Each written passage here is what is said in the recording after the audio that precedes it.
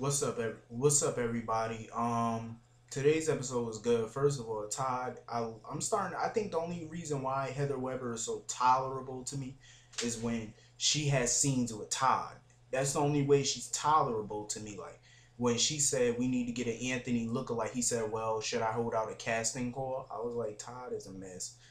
Um, Let me jump right into this part. Maxie, I cannot stand her. Like she is so she called Todd self-absorbed. Are you serious? You're the most self-absorbed character I've seen so far. And on top of that, she says that Spinelli cut her out of his life. She should have cut Spinelli out of her life. I'm like, are you fucking serious? Spinelli did something good. He should have cut Maxie out of his life a long damn time ago. Like I said, whatever happened to that Winifred girl from 3 years ago? Remember her? She was working with the feds or something like that. I like them together as a couple. They was like two geeky type couples. Like they intertwined together. I like that. Um, but yeah, Maxie, she gets on my nerves.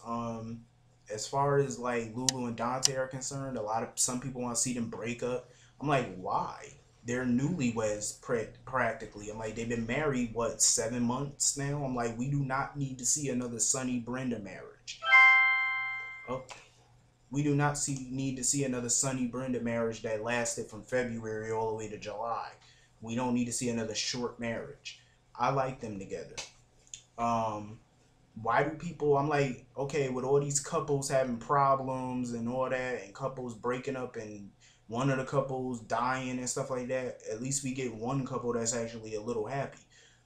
Which brings me to Dante. Like seriously, he needs to stop this jealousy shit, and I'm glad that Lulu decided maybe it would be best for her to quit the PCPD, quit at the PCPD.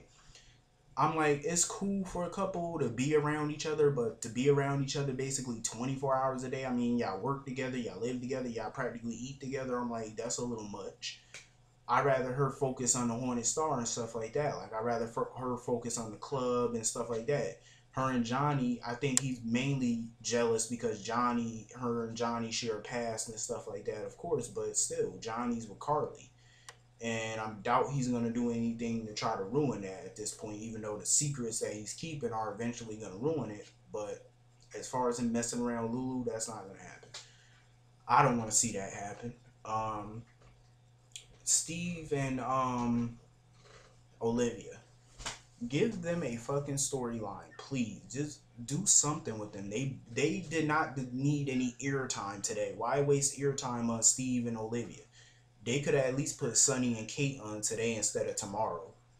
Seriously, I'd rather see them two than to see Steve and Olivia. Like they just bore me to fucking tears. I'm sorry, but they bore me. Like that's just how I feel about that couple.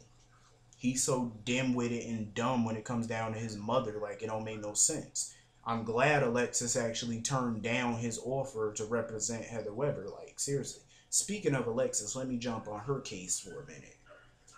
She seriously, I love how they're turning Molly in a way because I like how they're aging her up a little bit about how mature she's getting.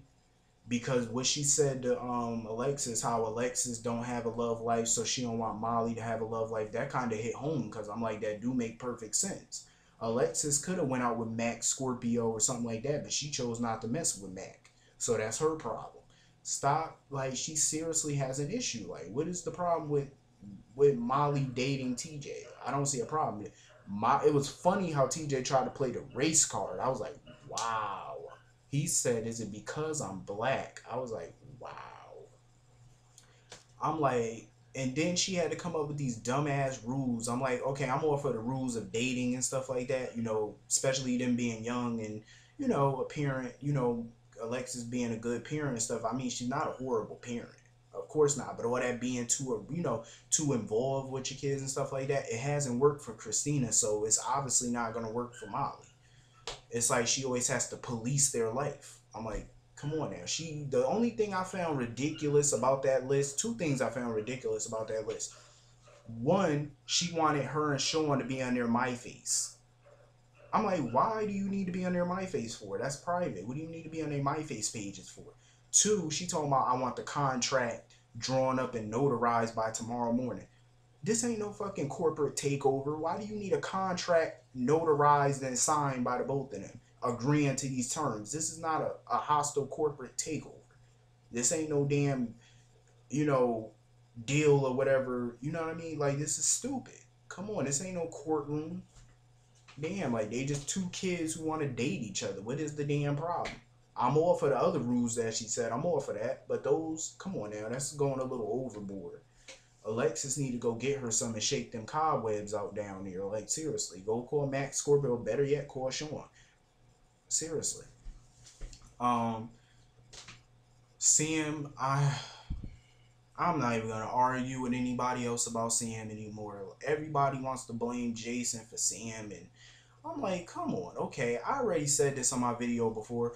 During her pregnancy, Jason was the jackass. Now she's the jackass. I'm like, come on. She obviously has an emotional attachment to John McBain, and that's pretty much having an affair. When you have an emotional affair is worse than a physical affair. Trust me. I don't believe that trust me, if she would have got this baby back, and John McBain is a problem in her marriage because now she's emotionally getting involved with him.